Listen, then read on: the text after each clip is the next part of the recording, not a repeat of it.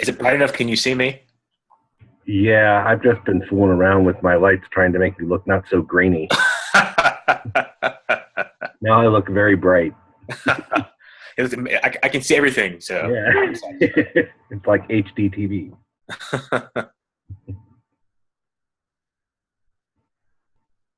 Hi, Amy. Hi. Hey, Dan. Hey, Melvyn. how's it going? Good. How are you guys? Doing well. Good. How are you? Pretty good. So I printed what we're supposed to talk about, I guess. And actually, I'm printing something else. You guys, we've all watched it, right? Yes. I thought it was great. Yeah. Dan, that was your choice? Yes. Good choice. I love that. And you know, I've lived in North Carolina for so long. I don't remember that story ever coming up in the news. Yeah, I've lived in North Carolina almost all my life, and I don't remember that story. Okay. So I read something today that said they followed him for 7 years.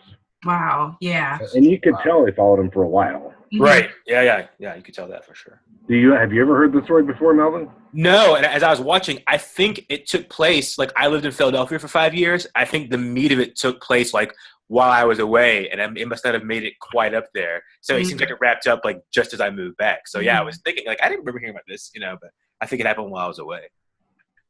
Yeah, it's weird. So anyway, I had heard about it, and it just sounded not very heavy. Yeah. A lot of what people were picking sounded very heavy. Mm-hmm. Sure. This was kind of fun and light. So did you look up any he said that we're supposed to talk about the reviews from the critics? Yeah. I found a few, but you can go ahead. Well, I kind of wrote down some answers to some of the questions. I didn't write down full reviews, just kind of picked out bits and pieces. But I did think it was interesting. I primarily go to Rotten Tomatoes as well as IMDb, and Rotten Tomatoes gave it like a 98% critic. Which is really high. Which is fantastic. I agreed with the critics over there in Rotten Tomatoes after reading a couple that the movie could have continued on a tangent into, that land of absurdity, how crazy the story was, but it decided to really explore who these two men were, and so I thought that was pretty important. We didn't just laugh the whole story off. These men were actually in pain, Right. Absolutely. Yeah. Did you feel any empathy for Shannon? Not at first. I did after he told the story when he was at the barber or getting his hair done, when he told the story about his father. I thought, I could, not that I could personally relate to that situation, but I could understand him wanting to seek that attention.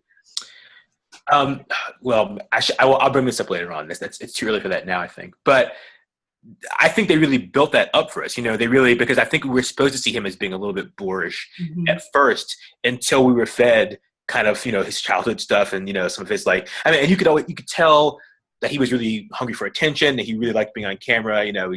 He needed that to feel important. But once we got to the backstory, it really did flesh it out. And you saw him as being less of a cartoon and more of like oh, okay, I can kind of see, I can have empathy for his position, like he saw this as his ticket to attention and stardom and stuff. So yeah, I could really see that as the director's choice too, especially when they were showing John's point of view. When the news cameras came to the Dollar General, John was describing it as the look he was giving him. That we're just hearing exactly. I love that word that you use, boorish. Yeah, because we're hearing a lot about that.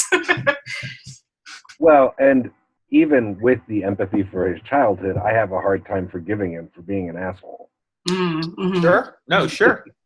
Because people turn out different ways, and who in their right mind claims somebody's leg? He's mentally ill. I mean, they say, it got him the attention he wanted, though. Acting out got him the attention that he craved. Surely, I think he knows on some level. A lot of of that footman stuff is persona. I think he knows that that's sort of transgressive, which is why he stuck to his guns far past the point of reason. Because I mean, it's like, the kid who will take any attention, even if it's, misbehaving and getting in trouble. I mean, Right. I think that was the adult version of that. He was acting out because it was getting him the attention, I mean, I think we heard Howard Stern's voice in there for a second, so like, I mean, he was on the radio and on TV. I totally think he was doing it because it got him the attention, And even before he became famous with the foot, he apparently was on Jerry Springer. Exactly. There you go. So yeah. Clearly will take attention of any kind, obviously. Yeah, and actually I did feel a little empathy at the end when he realized that the attention he's getting is not what he wanted. Mm-hmm. Mm-hmm. There was that one scene. They were making fun of him. Yeah. Go ahead, Melvyn. There's the one scene when he was filming the reality show and he felt like they were making fun of him, and that really upset him. I mean, totally. Yeah. And then at the near the very end, didn't he say, "I think it was maybe the worst thing that's ever happened to me"? He did. Yeah. Mm-hmm. And then at the very end, he threw the grill into the ocean because he thought it was cursed. All right. So clearly, yeah, he doesn't feel. I think if he had been more well-adjusted, he could have made the joke himself in that situation, I think. Right. Sure. Around on the producers. But he was serious, I'm sure. Yes, he was. But what about you guys? Did you guys agree with the critics? What's funny, I didn't read any sort of critical reviews until after I watched it. All I saw was the star rating on Netflix. And it was actually pretty low. It was like 1.5 or 2 or 2.5. And that surprised me. So I went into it wondering, all right, well, what am I about to see? What's going to happen? And then when it was done, I thought, oh, this is pretty good. And that's when I looked up, other reviews like Rotten Tomatoes and stuff. And I was like, oh, okay, well, that makes a lot more sense. So apparently people on Netflix just maybe, the average viewer does not like, I mean, it's kind of a gross idea. If you don't want to see a glancing shot of someone's dismembered leg, I can see how you might, give it a low rating. But I definitely agreed much more with the with the professional critical ratings than I did with the rating system on Netflix. I have to admit, I was an audience member wanting to see that leg. Oh, sure. John brings it up. He's like, people just want to see the foot. It's like, that's me. Yeah, I wanted to see the foot. Actually, I don't think they ever gave us a very good look at it. No. Well, that one shot when he went to that one foreign talk show where he's kind of, and then later on, just the bones. But yeah, it was, mummified is pretty interesting. Yeah, it was like yellowish. It looked like been watching iodine or something like that. Yeah, it was a strange thing. Shannon kept saying cholesterol was coming out. Yeah. They never corrected him. Oh, I know. Yeah, sure. That's right.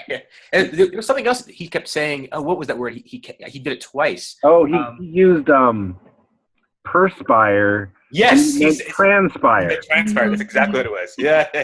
He did that twice. I thought that was yeah. So one of the critics actually termed this, and I haven't looked it up to see if it's a real term, but they called it a tragicomic documentary. Sure. Yeah. So I thought that's a great way, a good term for this, a good way to coin the humor situation imposed with the sadness surrounding both men involved. I'm going to let this cat out before it meows me to death. Give me 1 second. Yeah, I copied a few of the reviews. Mm-hmm. One of them, the New York Times, said the shockingly funny, weirdly touching custody battle is as authentic as the North Carolina vernacular in which it unfolds. And I was thinking about the authenticness because it's reality. Mm-hmm. But I really didn't feel like, and maybe I'm naive, I didn't feel like they played with our reality that much in this film. I feel the same way. They did a good job kind of documenting, even through the news clips as well, to kind of give us that backstory. To kind of take that a step further, I thought it was interesting that this whole thing kind of started with the reality of the news clips, and it kind of was resolved through the reality of that judge's show. Mm-hmm. So that was kind of an interesting closure to it that way. That was amazing, that the ending, that the judge paid for him to go to rehab. Mm-hmm. I never heard a good thing about that judge. Mm-mm. I haven't really watched the show. I don't know. I haven't either, but he just, he seems kind of like Shannon. Mm. Yeah. Looking for attention. Yeah. But he empathized with the guy. Yeah. I guess it was that obvious that he was high. Mm-hmm. It must have been. Yeah, it must have been. Yeah. Was that the appearance that he No, he took his drug dealer to Europe. He didn't take his drug dealer to the judge. Okay, I was like, because if he brought his drug dealer, it made him painfully obvious, So. And his sister was a little hurt by that. Yeah. Although to hear Shannon talk about him, sounds like the family could have gone to Europe whenever they wanted. Oh yeah. Anybody who's anybody has a birthday party in their basement. Oh, Yeah. I thought that was a little weird. Like, did they rent it out? I don't really understand. Yeah. And it made me think that he knew of John even as a kid. Oh, I think, yeah. But John never acknowledged that he knew Shannon. Mm-hmm. Yeah. It may have been that was the situation too. Like his family was well known. Yeah. Yeah, I looked it up. Well, maybe it even said, but I guess his dad was like the vice president of a furniture company, and that's where the movie came from. So I mean, yeah, I did a brief bit of googling while I was watching. Yeah, they certainly didn't. They didn't have refined speech like you would expect a wealthy family. No, I took that as well. I took that away as well. Yeah. The son-in-law, actually, the brother-in-law, seemed to be the best spoken of everybody. Yeah. At the table. Before we go any further, I don't think we'll be on here that long, but Zoom limits the meeting to 40 minutes. Have you ever been on a free Zoom meeting? Yes, at work I have. Yep. Yeah, me too. And it'll just shut us off. Okay. Watch the clock, I suppose. Yeah, so I guess we've been on 10 minutes. Yeah, 10 or 11, yeah, depending. Yeah.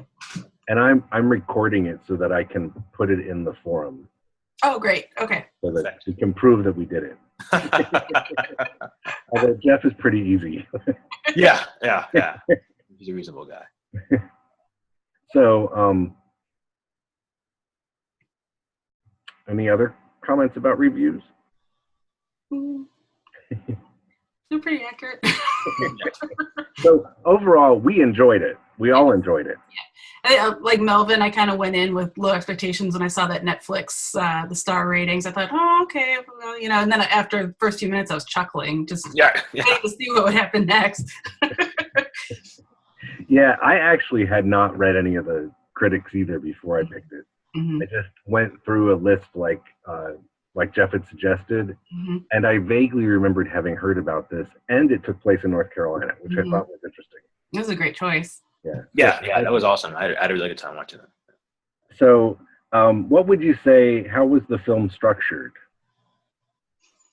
It was basically the, what's it called? The interactive? Oh, yeah, the style, the mode. Yeah. Mode Okay. is interactive. And I don't think we ever actually even heard the interviewers, did we? A couple of times. It snuck in there a couple of times, and definitely wasn't mic'd. When we heard it, it was just like kind of clearly off camera. Yeah, and I think it had elements of observational mode in it as well, because we're kind of, following them in their everyday lives. But it was never expository. And I don't remember anything that could be considered poetic. Yeah, I was looking. I thought maybe we'd see like a little moment of that, but I didn't really catch any particularly poetic moments. Did you notice anything about the overall flow of the piece? And I'm taking the easy way out by asking you guys the questions because I don't really have the answers. Go ahead, Melvyn. I'm just here's me just yakking away. I liked what I noticed about the flow is that it started out with the two the two people apart, and we sort of naturally had gosh, I'm so bad with their names, but we had an affinity for the guy who who had lost his leg, and the other guy we just immediately kind of didn't like, but it slowly built it up to sort of like a pyramid structure, and we kind of I'm speaking in broken sentences right now, but it brought them together for us in our mind. We were able to sort of empathize with both of them, and we learned that. I'm sorry, what's his name again? With who's missing the leg? Shannon was the fat guy. And right, Shannon was with the beard, and then John. Okay, like we learned, he's not perfect either. Just like John isn't perfect, Shannon isn't totally a monster. So we built from these two extremes up to, they're both people who are just kind of trying to figure out their way in the world. You know, I really like how it sort of, you know, brought one down and raised one up. You know, we weren't left with the same impressions that we had initially. Mm-hmm.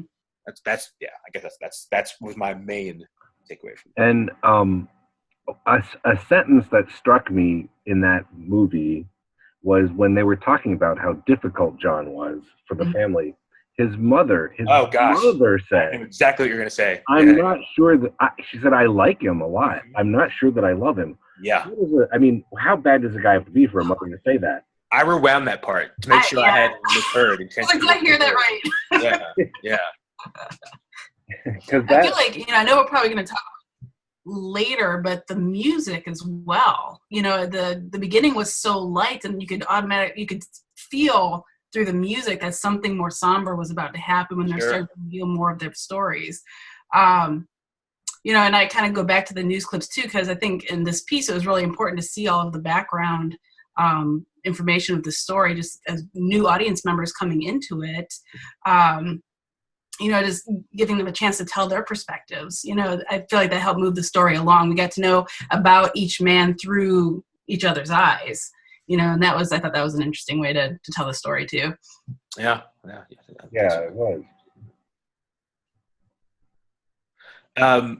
Speaking of the music, I mean, this is what I loved at the end was how they had that sort of light acoustic female version of "Mama Tried," you know, because that had been referenced a couple times, you know, in the film. I thought that was really, really cool. That sort of like, and if I found myself like, is that Mama Tried? And it was, you know, it was, and yeah, I thought that was a great sort of little button on the end.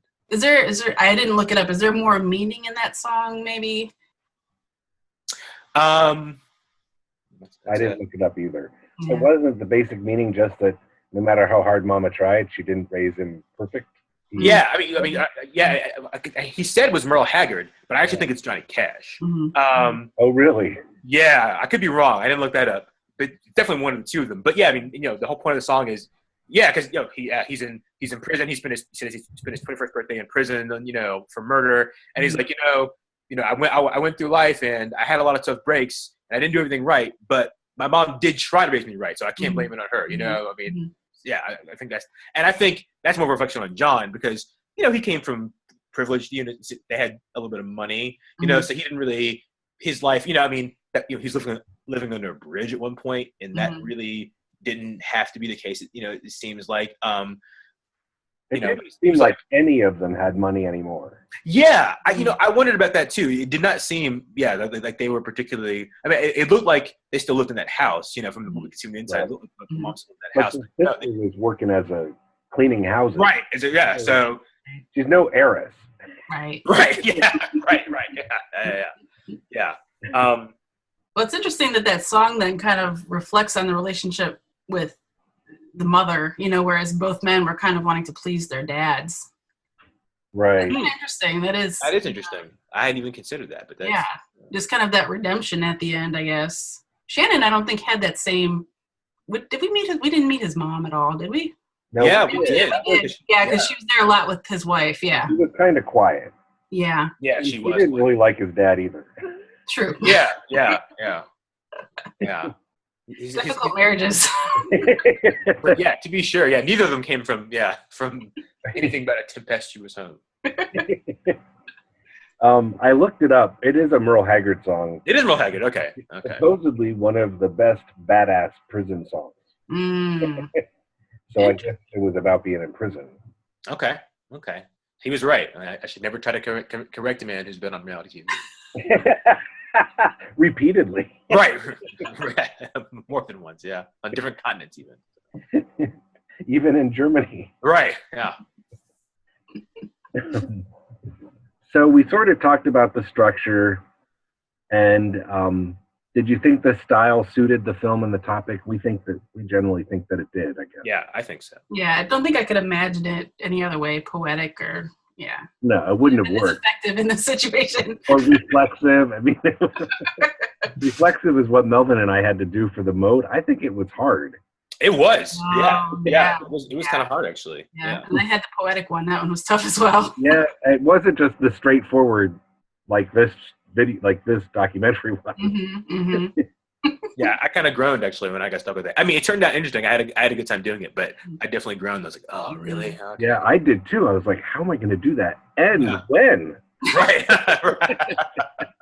In this case, you'd have to take one element of their story, like focus on the foot itself, and just talk on that one thing. This is crazy taking this class in 4 weeks or 5, whatever it is. Yeah, I kind of wish it were longer because I'm enjoying what I'm learning, but it's so compressed, that I'm just, I think it would be a lot of fun in a regular semester. Yeah, it'd be a great deal of fun. I feel like you'd be able to slow down and think about things a little bit more. Sure, yeah. I've been working on the documentary all day, and I'm not ready for tonight's homework yet. You're not alone. Yeah, no. I'll be. When I close this window, I'll be back in. Right now. I told Bill I have this meeting, and then I have to work until bedtime, which is probably 1. Yeah. It's gonna be me too. Do you have to work tomorrow? Yeah, me too. But I can go in late. Oh, that's good. 7 a.m. here. Oh boy. Oh no, yeah, I couldn't do that.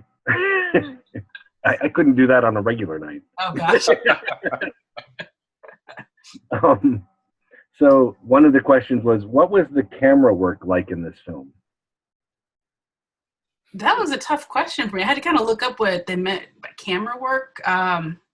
Because I feel like the majority of it was kind of the interview style with cutaway content. But I just kind of pulled out a few other things that kind of stood out to me. The point of view shot that opened the film, I thought it was great to allow John to introduce us sort of to the topic a little bit, where he's leading us to the storage facility. Right. I just kind of like how we're just in his world right away. We're not just being introduced to the environment. We're right away getting into the story. And then kind of, to counteract that at the very end, John closing the storage door and the camera's on the inside. The story ends in darkness like that. I kind of like that. With the leg in a different grill. Yeah. I noticed, I don't know if this is specific to camera work, but, I thought it was great that they included old footage from John's childhood, Right. Oh, yeah, like the Super 8 stuff? Yeah. Or it looked like Super 8 anyway, yeah. They didn't have video from Shannon's childhood, but they had some stills. A couple stills, And it did occur to me, speaking of their fortune, that, they did have some videotape stuff from the early 80s, so that must have cost some money, right? Video cameras are very expensive, My family didn't have any videotape. No, my family certainly did not have any.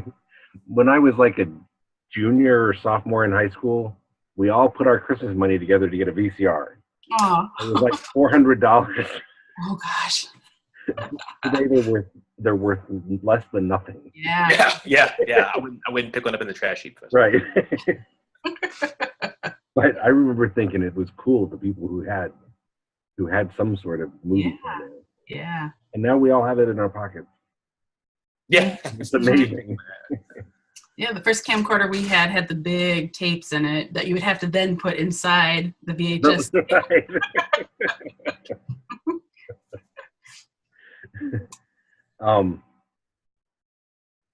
We kind of already answered the last question. In what ways do you think this film represented reality, honestly?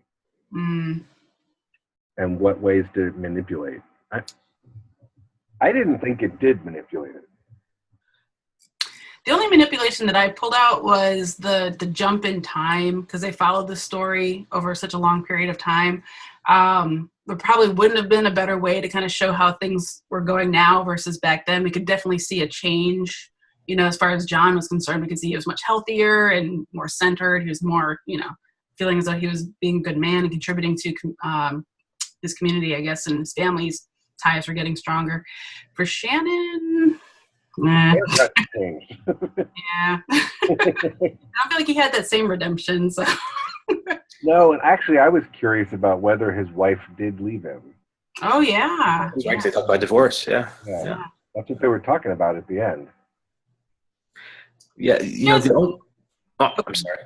I was just gonna say, kind of thinking about unanswered questions. Did you guys kind of wonder why? The hospital would have delivered the leg to him in the first place? Like, do you think he knew somebody there and it was like an under the table type thing? Like, would that happen? Yeah. My mom had a surgery and she had a very large but benign tumor, and the surgeon after the surgery said, "Mrs. Brown, this is one of the biggest tumors I've ever seen. Would you like me to take it and put it in a jar so you can keep it? Because it's amazing." Oh and my he gosh. said, "No, thank you. I don't want that at all." But so apparently, if you get the right person, like, wow. Yeah. Okay. It's amazing. Would you like it? Would you like to keep it? Would you like to see it? She said, "No, thank you. I would not like to keep it or see it. We're fine." So, luck of the draw depends on who you get. Yeah, no kidding. Wow. Shannon died. Oh, he did. Really? On I guess it's his Facebook page, or no, it's Twitter. There's a post that says, "This is Shannon Wisnet's wife. He passed away November 11th around 9 p.m., give or take. An autopsy is being performed. I will keep everyone informed." Wow. Was that last year? It was November 2016, yeah. Wow. Wow. Well, that takes the air out. I know. Now I feel even worse for him. Jeez. What? Now you feel bad for him? Yeah, because he probably never did find redemption. Yeah. We're kind of just left, with his wife talking about he's following this pipe dream, and I don't understand why, And all he wants to do is I don't want any part of it, she kept saying. Yeah. Right. Yeah. Oh, man. So where is John now, then? If you Google Shannon's name, you get an obituary for the Munden Funeral Home. Okay. That's the funeral home they mentioned in the movie? Is it? I don't know if they mentioned it by name, did they? What was the name of the city that he had to go to? It was Maiden. Maiden? Yeah. I think it was Maiden. I'd never heard of Maiden. Mm-hmm. Yeah, I looked up. It seems like it's in the eastern part of the state. I looked that up, too. Oh, I thought it was close to Charlotte. I'm sorry, the western part. Yeah, I don't know why I said east. Yeah. Yeah. I thought I figured that out based on the news channel. Oh, I like that. Inductive reasoning. Oh, okay. It's near Lincolnton. Okay, I've got some good friends who are from Cherryville. Okay. Oh wow, I'm gonna have to ask. I've got a really good friend who's from Cherryville, and her husband is from Lincolnton. I'm gonna have to ask them if they know about this. Oh yeah. Huh.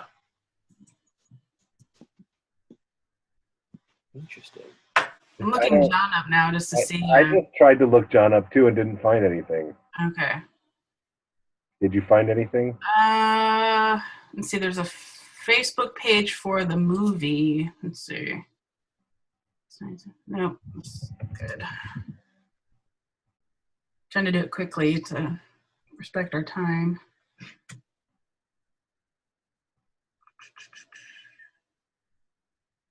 He died in Morehead City. Wow. Huh. I think that actually is in the eastern part of the state. Yeah, way.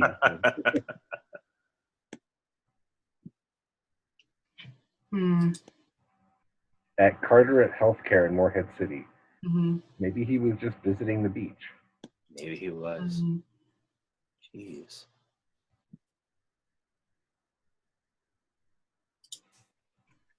Wow. Huh.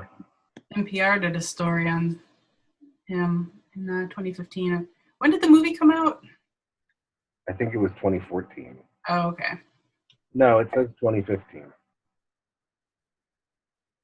in Wikipedia. Okay.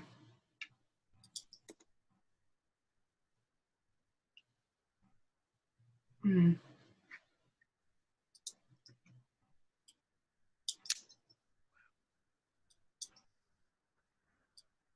Mm-hmm. It mentions in Wikipedia that it has a 98% fresh rating on Rotten Tomatoes. Yeah.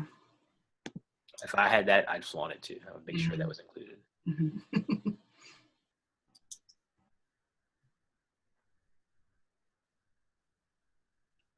He suffered a fatal heart attack. Yeah, I'm not surprised. Okay. Okay. That was my suspicion. After years of struggling with morbid obesity. Yeah, because he and his brother were both pretty big. I noticed in the movie. He and his brother were both pretty big guys. So. Yeah, he was pretty big.